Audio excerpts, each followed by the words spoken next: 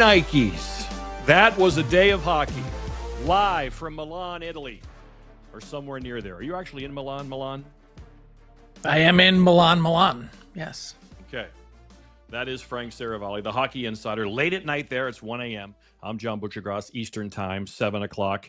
And what a day of hockey it was. Obviously, we're going to get to all of it from Canada and those tight sphincters going on in the administration box watching that game. Sidney Crosby's injury. Quinn Hughes, who we've been talking about for a couple of months, Frank, wasn't at Four Nations. We thought he'd be a big difference. This time around, he proved that today. And guess what? We're starting to get some little NHL news starting to flicker in as we get ready to play hockey again next week. It's Wednesday, February the 18th, 2026. Happy birthday, Alex McGillney, 57. Andy Moog, 66. Battling some health issues last couple of years. I hear he's doing well, so hopefully Moog can get a good run of health. Always enjoyed watching him play net back in the day, Edmonton, then of course with the Bruins, a couple cup runs. Chris King of the NHL is 60, and Ross Johnston, Victory Plus shout out for the Duck. He's 32. Okay, Frank, just a couple of quick Frank and Beans. Dylan Holloway looks like he's fully healthy. He'll be back for game one for the Blues. Sharks have mutually agreed to terminate Jeff Skinner's deal, so he's unrestricted. And we're also going to talk about Paul Coffey. They announced he's returning to the team's coaching staff. So any quick comments from you on those, Frank, or anything else that maybe you heard over in Italy today? No, not from an NHL perspective. I have been fully engrossed in the Olympics, and I'm still trying to process everything that we just watched over the last 7 hours. Well, let's get right to it. I just got a great text from my former Sports Center co-anchor, John Anderson. USA, CPR, USA, CPR. That should be the new chant going on. But let's start with Canada. Well, let's just start with actually the four teams in the medal mix, Frank, in Milan. The semifinals are set. No hockey tomorrow. They'll resume on Thursday. So here are the final scores. Slovakia, the only non-nail biter. They continue their look really good, and they're getting contributions from non-NHL players, Frank. I think that's what kind of shows that this team is really cohesive. They have so much, country pride, and they're proving it on the ice. Yeah, and look, I'm not counting them out by any stretch of the imagination, but listening to their players speak after their quarterfinal win on Wednesday when they trounced Germany, which in some ways we thought that might be the tightest game heading in, and yet it was the biggest laugher of the day. Oddly enough, the other three games going to OT.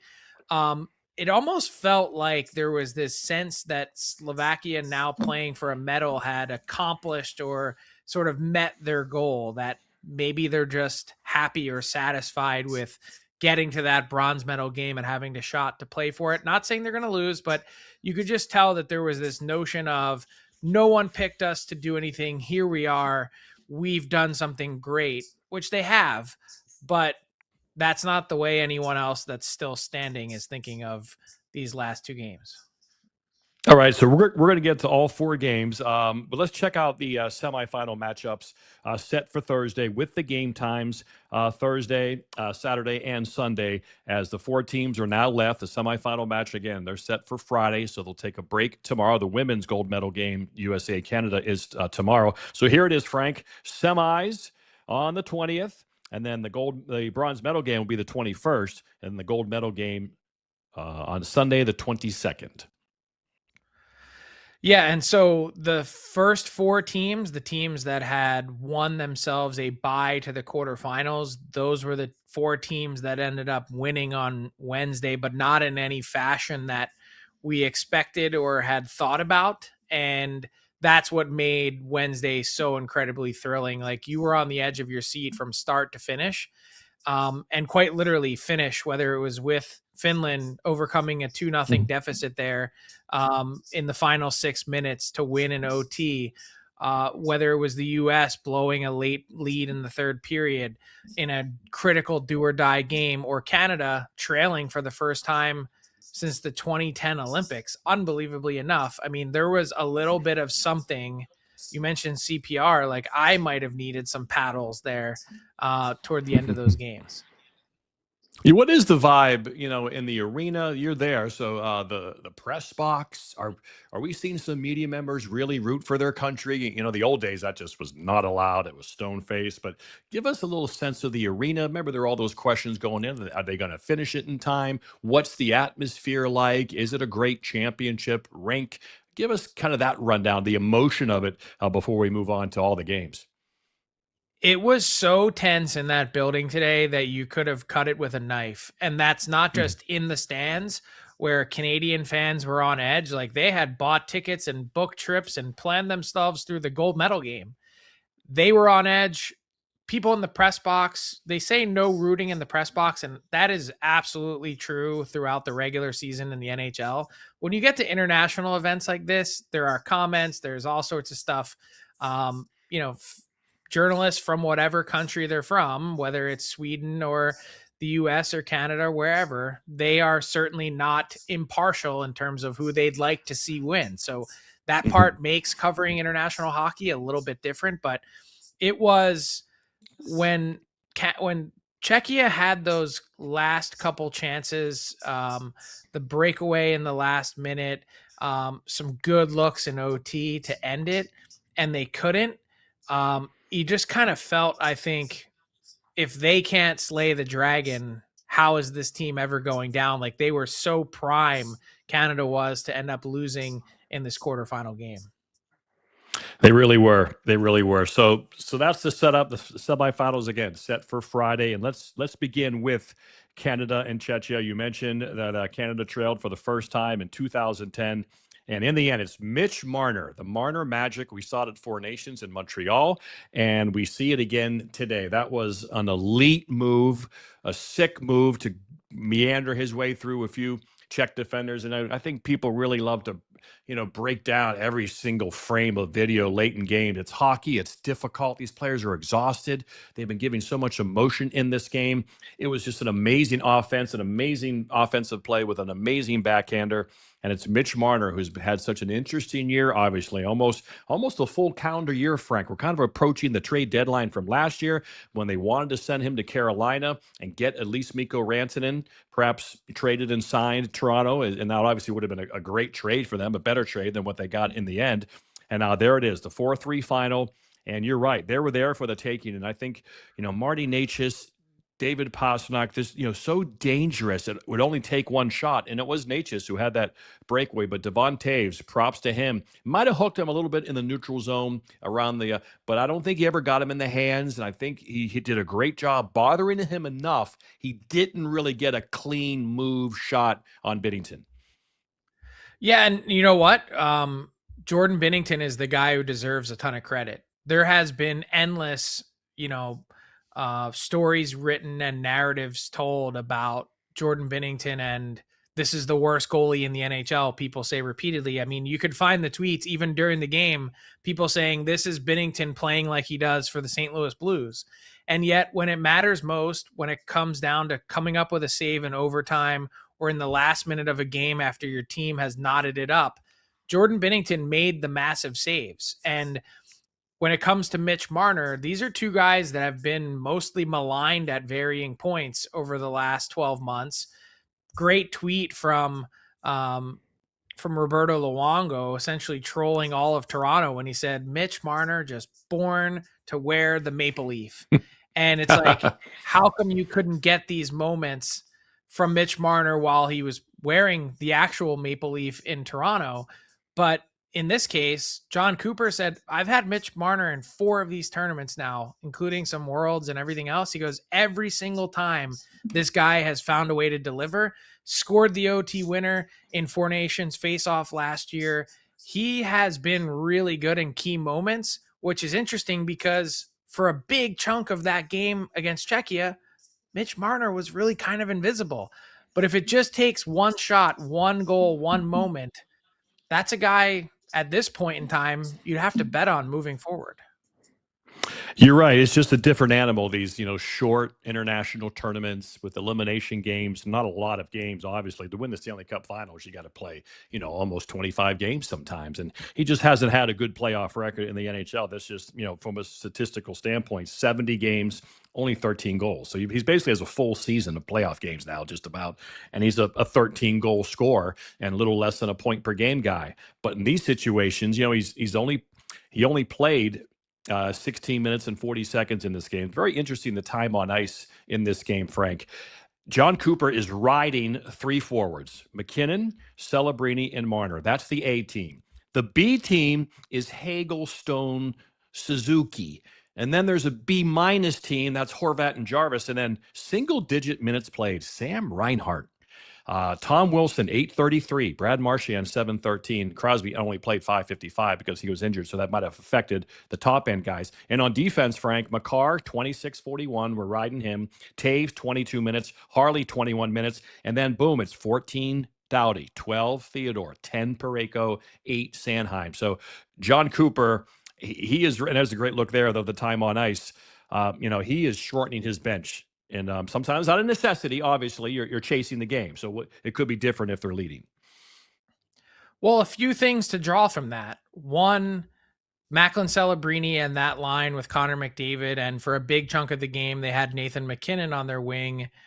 They were fantastic again. Macklin Celebrini now leads the entire Olympics in goals, which is a sentence that I don't know that anyone would have predicted we'd utter 12 months ago, since that's been our theme. But how about when Canada needed a push? Who was going to be the person that would step up in what had become this? So think about how we teed up Canada leading into this. So deep, embarrassment of riches, 3 unbelievable centers that they can roll out in a row if they keep them all separate. Crosby, McKinnon, McDavid. All of a sudden, Crosby's out. McKinnon's playing on the line with McDavid and Celebrini. And then if you're John Cooper, you're looking up and down your bench going, okay, who's it going to be? Who's going to step up and make a big play for us? And they get a goal from Nick Suzuki, who at varying points during this tournament alone has seemed like he might be one of those guys that's in the B minus crew because he really couldn't play the wing to start the tournament. So he gives them a big goal. And then, as you mentioned, Mitch Marner gives them a big goal. So look, certain guys have risen and fallen as this tournament has gone on. Mark Stone with a very difficult turnover that cost Canada a goal. He had been praised universally for his intelligence and smarts and hockey IQ. He made a tough play. You've had this sort of separation with Canada's group that left everyone wanting in the moment. We need someone other than McDavid, Celebrini, and McKinnon to step up. And it was those guys that ended up doing it. That's right. Yeah, Suzuki, of course, hit the opposite post on the one-timer, had the entire net to shoot at. Went across the grain a little too far. It came out. You could see the look in his eyes. And that was such an amazing goal that he scored. He was going to change, Frank, as he dumped it in, but he just kind of meandered in the corner. He probably wanted to put a little bit of pressure, delay the breakout for Czechia. Then he would go to the bench. But Czechia had kind of let their guard down just a little bit. It was 1-on-3 forecheck. And he just kind of, he got in there and he stole the puck a couple times, got to the point, and that shot was going to be 3 feet wide. It was absolutely an elite tip in, opposite direction, right-handed shot, comes back against the grain between the legs of Dostal. And that's a shift, that's a shift of his hockey life so far for Nick Suzuki. As again, he played 14 minutes, 16 seconds, and good to see him come back from that post. What a sigh of relief for Canada. I mean, could you imagine the different story we could be talking about? Like, we would have been talking about Czechia authoring one of the biggest upsets in hockey history. Think about the way we build Canada heading into this is one of the best teams ever assembled. The Czechs themselves said that after their qualifying round win, that Canada's one of the best teams that's been assembled. And now what you have, particularly for a team that hadn't trailed at any point, not just this tournament, but going back to NHL players being in the Olympics, 2014, you'd have to go back 805 minutes and 1 second of game time since Canada was trailing. That's how big of a story it was for Czechia to take that 2-1 lead off of David Pasternak's power play blast. And all of a sudden, Canada's aura of invincibility, we let off the show yesterday going, who can possibly slay the dragon that is Canada? Now all of a sudden we're going, is Canada, are they gettable here? Are they vulnerable now, particularly moving to the semifinal against Finland?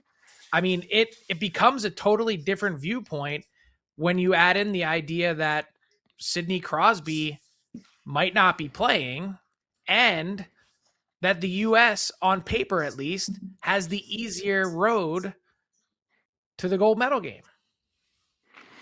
Well, let's talk about Sidney Crosby, the two-time gold medalist, injuring appeared to be his right knee. They were physical on him and looked like he was trying to stop to avoid a hit. It looked like it wasn't the hit part to me, Frank. It was just as he braced, his leg slipped out.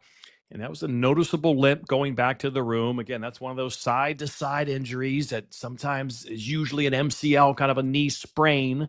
I guess we'll get some imaging just to make sure there's no other ligaments that are affected, whatever they might be. But looking at him walk, I can't imagine he'll be available the rest of this tournament. It's hard to say. Look, the medical care that these guys are getting at the Olympics, what's at their disposal, the time that we have between now and Sunday is pretty significant. If Canada advances that far, which is obviously a distinct possibility without him, you never know. And I'm certainly not willing to write Sidney Crosby off, but it wasn't the limp for me that gave me pause. It was right after the hit as he tried to even skate toward the bench. His knee just totally gave out and he could not really make a stride at all. And so that part was certainly alarming. And I want to give full credit. By the way, this was not a dirty play. Like, there was nothing about that was Radko Gudas' attempt to injure or anything like that. I just want to say Radko Gudas was arguably the most impactful player in that quarterfinal game. He made some incredible reads. He picked off that stone pass that helped lead to that goal in the neutral zone. He was physical. The way that they denied zone entries from Canada was particularly important. And what Czechia did when I spoke of the aura of invincibility being punctured was the idea that if you really pressure this Team Canada defense, that they can struggle a bit. And that's the first time that we've really seen that, particularly in this Olympics. Yeah, we mentioned from Doughty to Theodore to Parayko to Sanheim. And even Taves has been a little bit of rust, but I think he's getting better each game. This is where the Matthew Schaefer edition, like, they could really use a puck mover right now, the one-man breakout kind of guy, right, with pressure. And that was a, I think, very, very legitimate debate. But hey, they were going to go back to the same team that won it last year. That was obviously big on their minds.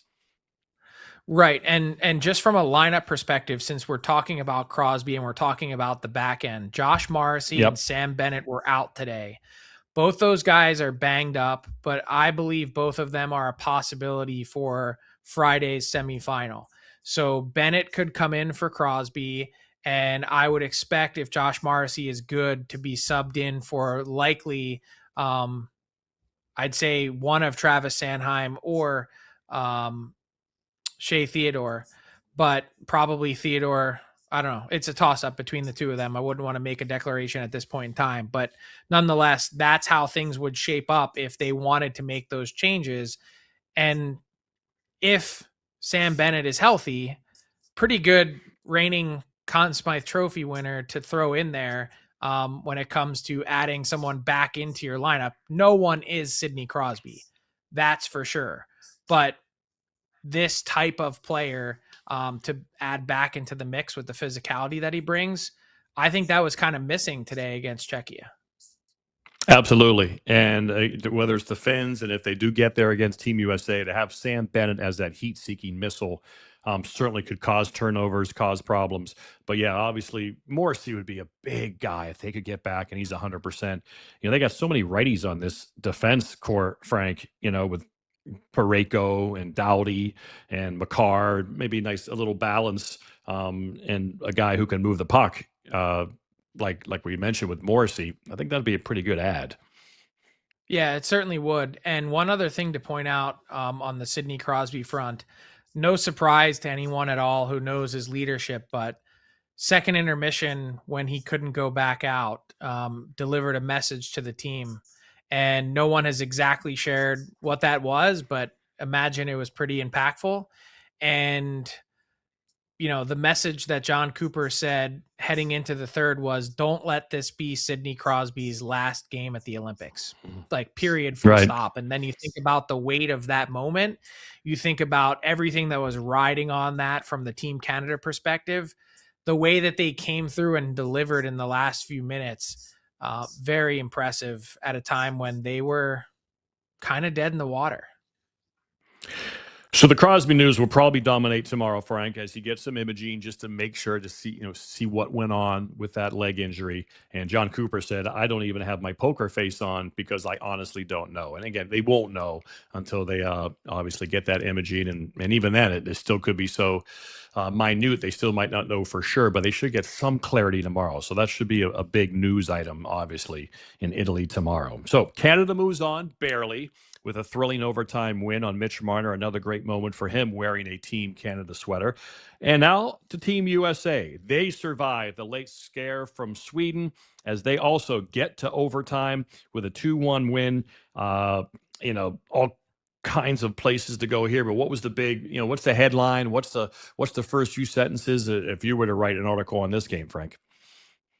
Not pretty. Definitely not an Italian painting that you'd find in a museum. I think there was a lot of picking your way, wading your way through this game.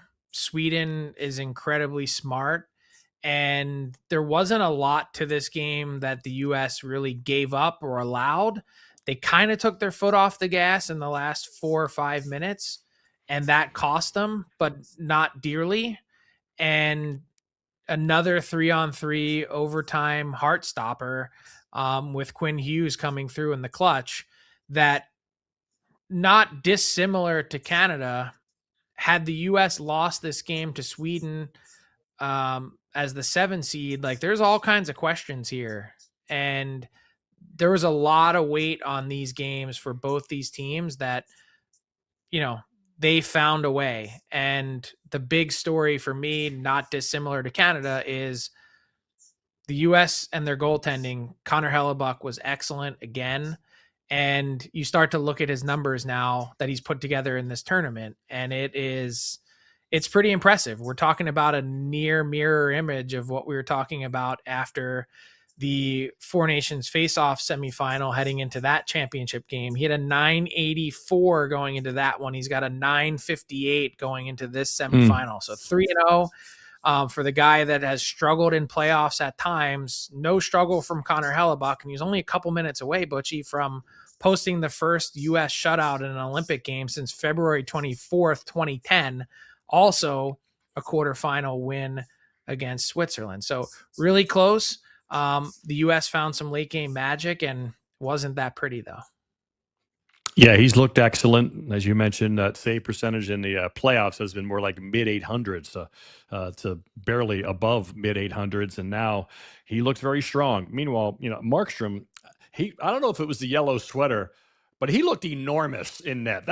I would have tested that equipment. How big was that jersey? He looked absolutely gigantic. I wonder if there was any ski jumping enlargements in the garments that might have helped Sweden here. I don't know. Boy, anyway, he looked big.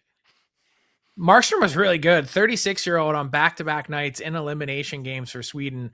I give him full marks. Sweden falling short was not on his shoulders at all. And also, it's kind of interesting when we debated the rosters. Once the game went to overtime, it's like, boy, Cole Caulfield, this would be a great time to have him. The electric one-timer that he has scored, the big moments that he loves and craves and eats up. And then if it would have gone to a shootout, Jason Robertson, who could have helped you in any game, in any situation, is an elite shootout guy, like, well over 50%. He's one of the best in the game. So that was on my mind. And then again, at the end of regulation, as you know, I've been pushing for Alex Tuck when you're up by one and you're trying to protect a lead. Just, to have Trocheck and Miller out there, they're not the most agile guys. I know Trocheck, you might be trying to win faceoffs, but when they were put on the ice with 90 seconds ago, I was shocked, Frank. I thought they would rely on their big top two lines. Their best skaters, maybe mishmash a little bit. Okay, maybe put Nelson out there, but put Matt Boldy out there. Obviously it depends on the shifts. I didn't look at it completely the last few, but there was time, I thought, to ride some of your younger, more agile players. I was surprised when they were out there, and then bam. And again, it may not have mattered who was out there in that sequence. But I was, the way the year's gone for the Rangers and those players and that coach, it was not a good look for Ranger fans who are frustrated and those who are, reveling in the Rangers not doing well this year. Yeah, I'm with you. I mean, I also think having Kyle Connor, as we discussed yesterday, sitting as a healthy scratch when you could have brought one of those guys in and changed it up after Connor was a healthy scratch last year in Four Nations. That seems like a miss, and not to nitpick too much because they haven't lost yet and they're heading into the semifinal with a chance to play for a medal, color to be determined. That, to me, Tage Thompson hasn't been nearly impactful enough in this tournament so far. So I think there's lots of questions here, but there have been other guys that have stepped up that have been incredibly impressive, and probably should give some love to Dylan Larkin because he scored a massive goal for the U.S. And I don't know that there's any player, with all due respect to everyone in the group, there's some great leaders here. I don't know that anyone wants this more or craves to be part of Team USA more than Dylan Larkin. Like, he is all in, 100% invested. And you can tell with the excitement, the nerves, everything that he brings to the table. This is a guy quite literally wearing his flag on his sleeve. No doubt. I saw him last year in Boston in early December. So that was like a month and a half before Four Nations. And I brought up Four Nations, and man, he was like a little kid, a 12-year-old kid who made the Pee Wee A team in his local town. He was so excited. So I agree. It should mean so much to him. He's obviously has not tasted Stanley Cup playoff, just a couple of games very early in his career, and he's been outstanding. And really, also though, what this game was about, and really the big moments of this game was really about the Hughes brothers and Quinn Hughes. He had the little pass to his brother who shot the one-timer from the point that Larkin tipped in. Jack had a great chance to be the hero in overtime. He took that nice pass and from Larkin, came right into the high slot. He could have picked a corner. He had a chance against his teammate Markstrom to win the game. And then Quinn Hughes, I did a game in Minnesota this year, Frank, where Brock Faber, every power play, he's just standing on the bench, just hoping to get out there on PP2, for the second power play unit. And Quinn is just staying out there and staying out there and staying out there. It's like, I want to play. I want to play. And again today, I was like, I don't know. He might get burned here. He's been out there for a long time. One turnover. He's not going to be able to get back on a 2-on-1. But man, that guy must have lungs the size of a silo because he stayed out there and delivered just an incredible moment. Red, White, and Hughes. I mean, what a headline that is, because the impact of both of them. And you mentioned the lungs. He was out there for 221, I think, of the 327 in OT. Incredible effort and really just talent on display. That was the big thing I was thinking about as I was riding the subway back to the hotel. And I love Cale Makar, the way that he dances on his edges, all the different things that Cale Makar brings to the ice. I really think Quinn Hughes has surpassed Cale Makar as best defenseman in the world. That to me is the big difference. If we're looking at who, how does Team USA beat Canada? Well, obviously, if Sidney Crosby is not there, that's one huge difference maker. But not having Quinn Hughes and having him injured for Four Nations last year, that to me was a big differentiator. We're talking about let's say you think I'm an idiot and you think that Cale Makar is absolutely the best defenseman in the world, then you'd probably agree that Quinn Hughes is too. So if you take the second best defenseman in the world off your roster for a tournament, of course you're going to be impacted. And now this time around, to add him back in and have him be at the peak of his powers after that trade to Minnesota, like, I don't know how it couldn't be a big differentiator between this year and last year. How's the story going to be different? Well, Quinn Hughes now getting the U.S. to the semifinal could be the difference. A massive presence, just a massive talent, and just, again, the presence that he has on a team that everyone has to feel better about themselves. And I'm sure Devil fans are like, how didn't we get that guy when we had our chance? I don't care who you traded. We got to get that guy. And playing with Jack and Luke. And boy, that's going to be one. And now he's Billy Guerin. He might obviously helped his season in Minnesota, and now he's helping save his GM season here for Team USA with just an amazing performance. Just to watch his competitiveness and agility, like you said, he just has a little different. Makar is like this, Makar is just a Lamborghini, just so powerful and has a great shot, and it was always a threat. And he looked good today at times as well. But he just has that little, the agility in tight spaces, 360 and different type of shots. It's interesting. They are not the same type of player at all. And there are different flavors, like you said, different horsepower, different styles of cars, different styles of transportation. But man, what a moment for Quinn and Team USA and Team Canada. I think we all want to see the game. And so they move on. And so the chance for that gold medal game obviously still exists. Meanwhile, go ahead. One more to wrap it up. What was it like doing the Butchie OT challenge in the middle of February for Olympic Games? Yeah, it's bonus. Threw it out there on both of them. I was like, well, it's only 10 minutes, and then this could go to a shootout. Then we don't have any winners because it's a game built for the Stanley Cup playoffs, because someone's eventually going to score an overtime winner. But we had winners. In fact, the same guy got both winners. So I'm going to send him two things. Yeah. Dude named JD out of Western Pennsylvania got them both games. Wow. So he gets double the prize. So that was fun. Always love to crank that thing out, and people love to play, and gives them a little extra incentive to watch. But yeah, a great day. And so meanwhile, Finland, it didn't look good, Frank. The darlings of, I think, a lot of these international competitions, from World Junior to World Championships to Olympics, and it did not look good as they erased a 2-0 deficit to barely. Of course, I said in last night's show, they're going to score. They're going to go to overtime. First overtime, Aho's going to get it. Aho had a good game. He was a +2, but it's Lehkonen with the game winner, the big-time Colorado Avalanche player. Yeah, and what an epic contributor he is at key moments. I mean, would have been a really, again, not different than Canada or the US if Finland, proud hockey country. By the way, I ran into Arturi Lehkonen's dad, Ismo Lehkonen, who's calling the games on Finnish national television. He said, we did the broadcast the other day. Finland is a country of 5.5 million people, and 3 million people were watching it. So think about how big of a deal that is in Finland. And he's getting to call his son's own games. He's the color guy. And just look at the goals that his son has scored in massive moments. OT winner to send two different teams to the Stanley Cup final, winning conference finals. Stanley Cup final winning goal in 2022 for the Colorado Avalanche. And then the OT winner when they're staring down a 2-0 deficit 6 minutes earlier against Switzerland, who had a great tournament and had tons of speed. But the Finns don't lose to the Swiss in hockey. That's just not how it works. And that is not how it worked on Wednesday. We mentioned there's Aho as a +2. Heiskanen, of course, with the big moment for him as well, late in the game. Saros gets the job done, only had to make 21 saves in the end.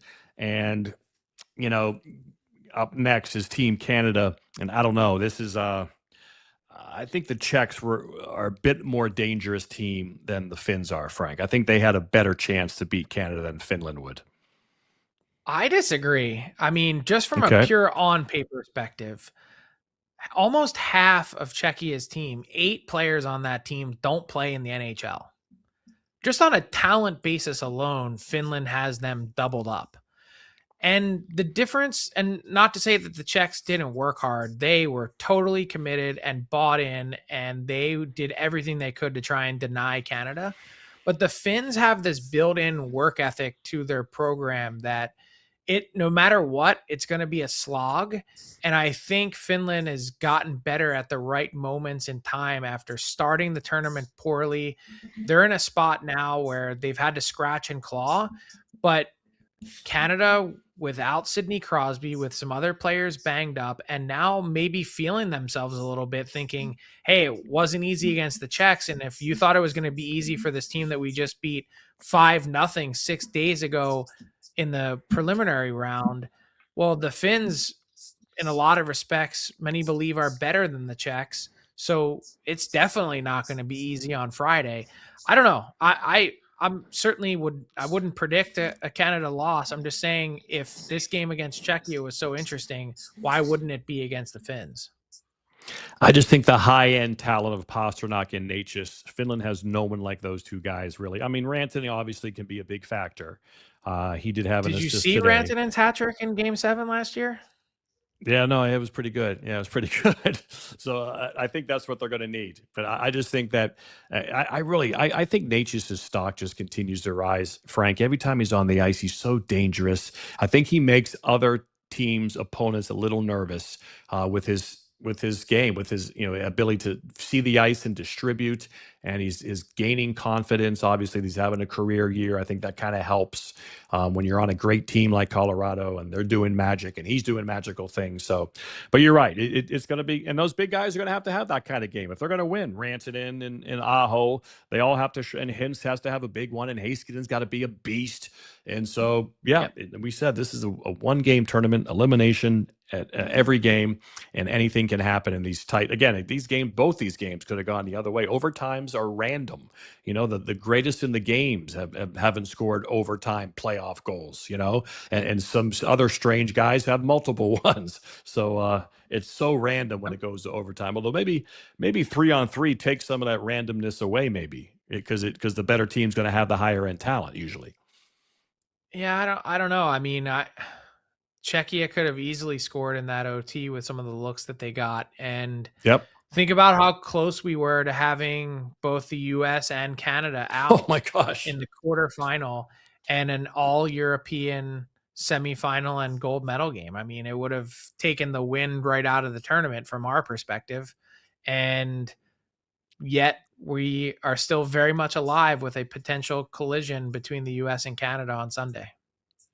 Yeah, from a North American, U.S., Canada television perspective, it would have taken a lot of air out. But obviously, this is an international event, and Slovakia also moves on. So let's finish up our discussion with the teams left and talk about Slovakia and why they can be a dangerous team. That, like you said, it's not outrageous. We could have a Finland-Slovakia gold medal game.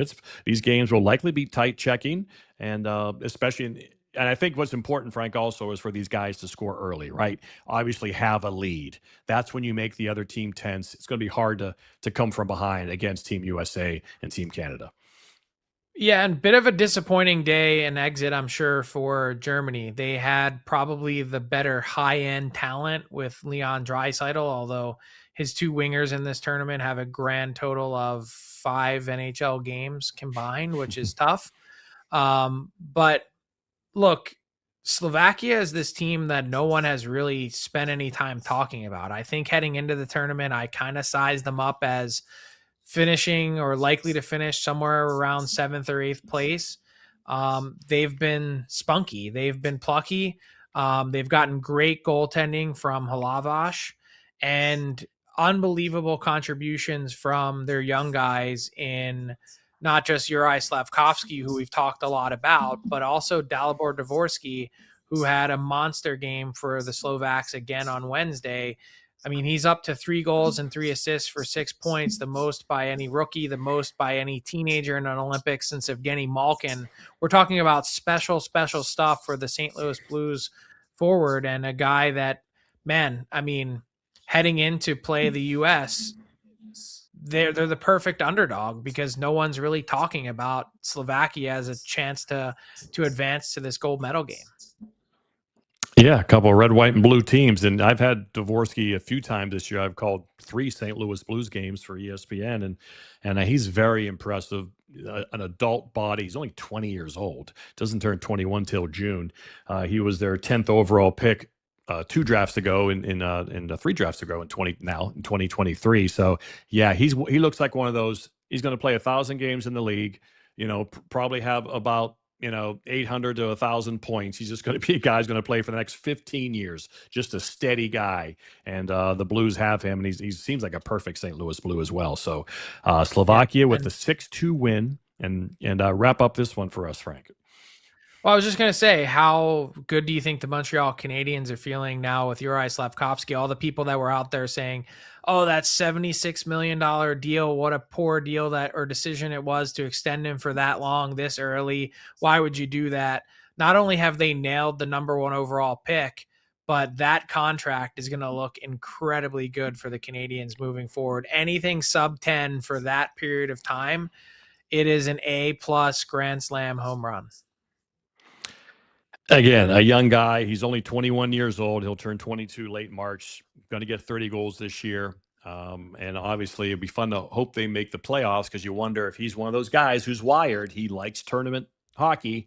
It gets his attention, right? And some guys are wired that way. Some guys go down in the postseason. Some guys stay about the same, and some guys get better. And you wonder if he's one of those guys whose playoff numbers will be better than his regular season numbers, because you could see that the way he's wired. Excellent player. All right. Let's ask the insider, Frank Saravalli, live in Italy. As we mentioned at the top of the show, Paul Coffey back on the bench for the Edmonton Oilers. Take us through this, and was this the right move to do in Edmonton? Absolutely. And it required a bunch of pride being swallowed by 2 really proud men in Chris Knoblauch and Paul Coffey. I think the way last season ended probably wasn't a lot of love lost between these guys. They're 2 very different personalities. Chris is stoic, quiet, reserved. Paul Coffey is opinionated, could be loud. Some might consider him brash, but he's got the resume and the success and the Stanley Cup rings and Norris trophies to back it up. And Paul Coffey, after the season ended, went back to his role as senior advisor, but the impact that he made on that team that went to 2 consecutive Stanley Cup finals was undeniable. And the Oilers have really struggled defensively this year. Darnell Nurse, Evan Bouchard at times, they needed to make a change and bring him back into the fold, but that also requires your head coach to put down his shield and say, let's do what's best for the Edmonton Oilers. And not to say that they can't coexist, but they needed to get back on the same page again. And so this is a big move for Edmonton to finish out the last 20 some games of the year, that they took a big hit on their bench. Chris Knoblauch doesn't have a ton of NHL experience. Glenn Gulletson left to go coach the Dallas Stars. They lost a lot of experience on that bench. And now to get him back and try and forge a new path, I think a really smart and necessary move. Yeah, he's again, I've covered a lot of Edmonton games the last 2 years. He's a great guy to talk to in the hotel lobby. Likes to talk hockey, likes to talk. And let's face it, the Edmonton ownership situation is a lot. It's a lot for some people to deal with. Paul Coffey is very close to the owner, and that's the relationship he has. And so here he is back. Again, this team gives up a lot of goals this year. They've given up 194, Frank. That's like almost 60 more than Colorado. That can't continue in the Stanley Cup playoffs, as they get there. So I assume this is a move, and they have 24 games left in their season when they return. They have a 4-point cushion just to make the playoffs. I mean, LA is 4 points behind. LA is currently out. And so it's not so much, making the playoffs, which they should and will. But, nothing's guaranteed. But it's just to get in the mindset here. We got 20 games to make ourselves to enter the postseason as a real viable team. And how does he help? Well, he helps because he has this way of talking to players that he really instills a lot of confidence. He's not a guru in terms of X's and O's or structure or anything like that, but he has a way to just share like the tiniest little tidbit or something in the moment to make guys feel really good about their game. And that went a long way with that Oiler team the last 2 years. And with most of those guys still there, they're familiar with that cadence and that messaging, and to have him sort of step back in, it'll be pretty seamless. And like I said, really important. Yep. Kind of like a self-help coach back there. Obviously an amazing player, Hall of Famer. You're right. He's a confident, calm demeanor about him, a presence, charisma. And obviously the Oilers think maybe that can help them just a little bit at the back end, and maybe it can filtrate up to the front end as well. Obviously they need to play a complete defensive game, as the playoffs are going to happen pretty quickly once we get back from Italy. All right, hashtag hockey. We mentioned the Kings. Speaking of the Kings, same division as the Oilers, Artemi Panarin takes the ice in Los Angeles as his era as an LA King now begins, Frank. It looks weird, feels weird. First player on the ice for the Kings, February 18th after that trade, exactly the date Ken Holland said he would be when he joined us for the show pre-Olympic after making this trade. And yeah, interesting spot that the Kings find themselves in right now. The Kevin Fiala injury looms large, missing him for the remainder of the season. Fortunately for the Kings in making the Panarin deal, obviously they were able to get the extension done, which takes a lot of the pressure off. But how do they now respond when it comes to the next move? Do you remain as aggressive? Do you double down because you've already gotten Panarin and now you've got the LTIR space from Fiala?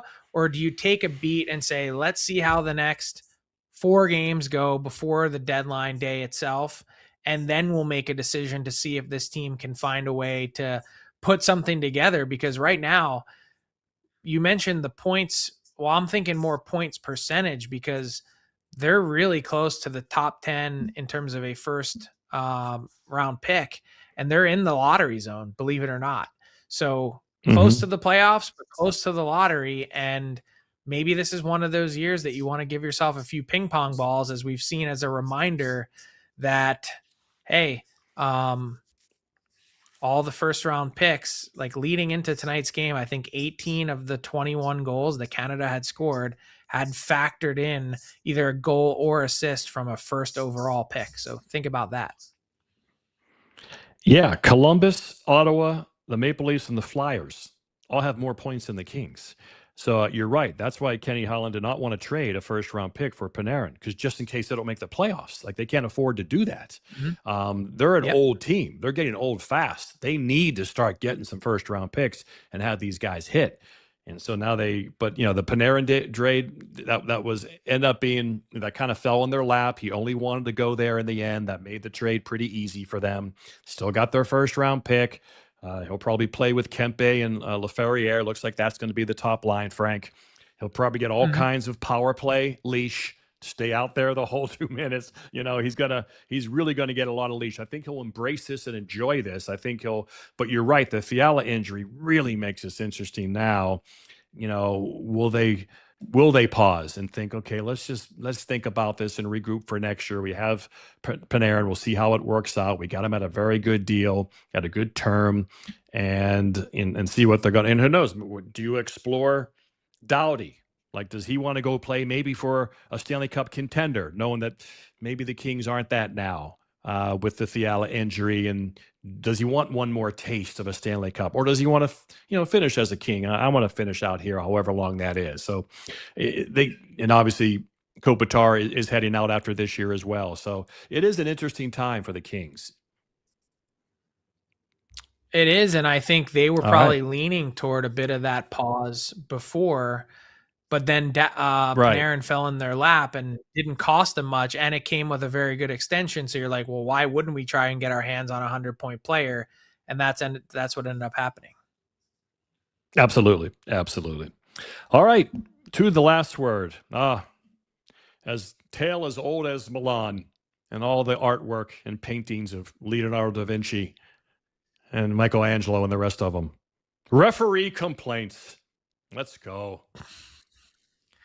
Well, it just was laid on very thick after the game with Czechia head coach Radim Rulik, who just voiced his very lengthy displeasure with the referees. And what's rich is Czechia scored and celebrated with 6 men on the ice. And here's Rulik saying we were basically playing against 6 players. I mean, look, I thought Czechia was on the good end of some refereeing today in terms of bounces that way. We had a Twitter exchange about Kempney and that penalty. You had mentioned that it was soft. I thought it was stupid. Like, I don't know why you'd put yourself in that situation where you're hitting a guy in the back where he doesn't have the puck 185 feet away from your net. If you're trying to win a game to advance, your only job, particularly when you're a defenseman in that situation, is to not give anyone any oxygen. Don't give them a chance. That's why I felt it was unnecessary. I agree that the call was a little soft, but don't put yourself in that position. So I thought Czechia was on the right side of it, and here he is belly aching after the game, also getting away with a clear too many men on the ice. Right. Yeah, maybe Pastrnak got hit a little high once entering the zone, but overall, I thought it was, the right team won. It was a fair finish. But I just want to kind of go back what you said about Gudis, and because we ran that quote yesterday saying that, hey, you should not be afraid. You're a pro hockey player. And a lot of times guys will say something like that. Maybe he didn't really intend. Sometimes they intend to say something. Maybe that just came out and it got him fired up to back up those words. But I really did love his passion today, like you said, and the way he played. And he really had to back those words up that we were professional hockey players. We're not going to lay over. We play well. We get the breaks. We get some saves. Our big guys, create offense, score goals. Pastrnak had a gorgeous one-timer, just slaughtered that puck. So that was cool for Gudis, who's had a nice little career, to see him have that moment today. Well, the Czechs have nothing to feel sorry about heading home. Like they gave Canada a game. Maybe, who knows, when it's all said and done, maybe they gave Canada the best run for their money when this tournament's over. They were outshot 41-24. And as Nathan MacKinnon said, I felt like we deserved to win. And they did. And sometimes that's the way the game works. Sometimes you deserve to win and you don't. Exactly. But what a day in the end. At the Olympics, the Winter Olympics in Milan. 4 games, 3 just nail biters, and obviously Team Canada and Team USA, some tight sphincters in the administration box as they were wondering if were we going to have a big sit down off season and blow another summit over a fluky hockey goal that happens to go in. But any final thoughts, any final words as you wrap up a great day of Olympic hockey? Oh, it's one of the best days ever at the rink for me. The tension, I was sitting next to people in the press box that don't speak any English, and I don't even know how much they cover hockey, but to see the chances that the Czechs got late in the game and OT, everyone was on the edge of their seat, breathless at times, and to see the way that it played out, I mean, you couldn't ask for better theater. And I'm just now anxiously awaiting Friday night. We've got Thursday, a reminder for all of our hockey fans, women's gold medal game, US, Canada. That will be, as you can see here, 1:10 p.m. Eastern time start. The bronze game for the women precedes that. And then the Friday schedule, of course, for the semifinal, you've got the U.S. having the late game again, 3:10 p.m. puck drop, 9:10 local, and Canada, same exact time, 10:40 a.m. Eastern. In terms of, frankly, hockey, Butchie, we've got our show at the normal noon time tomorrow on Thursday because it's a practice day. That's 6 p.m. local. I'll be able to get over to Canada's optional skate, see what we can find out about Sidney Crosby and Sam Bennett and those guys, Josh Morrissey. So we'll do the show 12 noon Eastern on Thursday, and then Friday right back to the post-game schedule to break down what we hope are 2 thrilling semifinals. There it is, here on Victory Plus. Frank, from Milan, Italy. Great job again today. These are late nights for you. We appreciate it. Coming up, on 2 a.m. now there in Milan. Maybe tomorrow. Good day for you to recharge. Can you find a steak Good day to. anywhere You know what I'm nearby? going to do tomorrow? I'm going to What? do laundry tomorrow. Yeah. How long you been there now? How many days? 9. Okay. Yeah. It's probably time to. How many you start pairs to of hit a underwear did wall. you I mean, bring? yeah, I brought 12. May have had to burn a couple, but the lasagna just didn't. Now we're not going to try to save this pair. You're out. Yeah. Hey, gotta. There's only so much you can fit in a suitcase. I loathe to check a bag, but I'm definitely not checking 2 bags. Cool. All right, I'm with you. Great job, man. Awesome. So again, tomorrow an off day, but we're still here. Normal time for Frankly Hockey as noon Eastern time, 9 o'clock Pacific in California. And can't wait for the hockey to continue. So for Frank Saravalli, I am John Butchergross. Thank you so much for watching, downloading. Please tell a friend. This is Frankly Hockey.